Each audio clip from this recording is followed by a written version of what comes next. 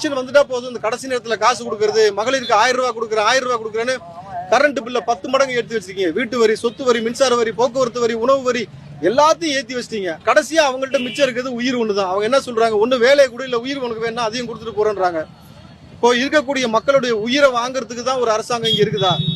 தமிழ்நாடு அரசு பதவியேற்றதுல இருந்து இது வரைக்கும் போராடாத துறை எந்த துறை?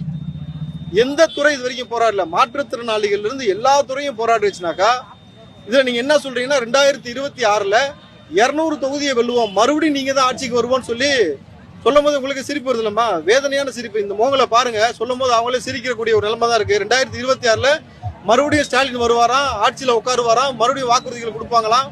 அப்ப தொடர்ச்சியா அந்த மக்களை பற்றி எந்த கவலையுமே இல்லைன்னும் பொழுது இதற்கான தீர்வு நீங்க அசால்ட்டா நினைச்சிட்டு இருக்கீங்க. 2026ல காசு வாங்கிட்டு ஓட்டு போடக்கூடிய நிலைமை மாறிடுச்சு.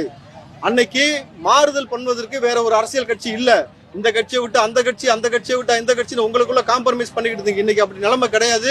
இன்னைக்கு புதிதாக ஒரு நபர் வந்து களத்தில் நிக்கிறாரு, உங்களுடைய தூக்கத்தை கிடத்திருக்காரு. அடுத்து மதுரை மாநாட்டில் இதை குறித்து பேசுவதற்கான எல்லா வழிவகையும் இருக்கு.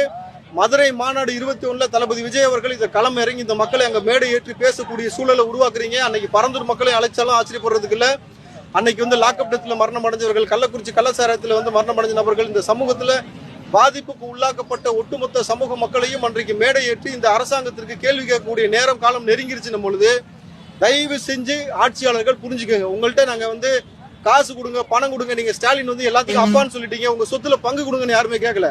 எங்க அம்மா ஸ்டாலின் சொத்துல பங்கு கேக்குறீங்களாமா? அவங்க உங்களை மாதிரி வந்து சொகுசான வாழ்க்கைக்கு ஆசைப்படல சார். யாரோ ஒரு காரு, அந்த கார்ல ஏறி பயணம் பண்ணக்கூடிய நபர்கள் இவர்கள் இல்ல. அவங்க நாங்க உழைக்கிறோம், உழைக்கிறதுக்கு ஏதோ ஊதியது கொடுங்க. 15 வருஷம் உழைச்சிருக்கிறோம் சார். தன்னுடைய இளமை காலத்தை முழுக்க துப்புரவு பணியில தொலைச்சிட்டு பல நோய்களுக்கு உள்ளாக்கி கர்ப்பப்பை முதற்கொண்டு எடுத்த அந்த பெண்களை, குறிப்பா வந்து 80% வந்து கணவன்மார்கள் இல்லாத சிங்கிள் பேரண்ட்ஸா இருக்கக்கூடிய பல நபர்கள் இங்க இருக்கிறாங்க. ஆனா இவர்களை பற்றி எந்த கவலையுமே இல்லாத ஒரு அரசாங்கம் என்ன அரசாங்கமாக இருக்க முடியும்? நீங்க கொடுக்கக்கூடிய 1000 ரூபாயை தயவு செஞ்சு நீங்களே வச்சுக்கோங்க. அவங்க கேட்கறது அவங்களுக்கு வேலையை கொடுங்க. நாங்க உழைச்சு பொழைச்சுக்கிறோம். 1000 ரூபாய் கொடுத்துட்டு 50,000 ரூபாய்க்கு வரி ஏத்துறது ஒரு நல்ல அரசாங்கத்துடைய அழகு கிடையாது.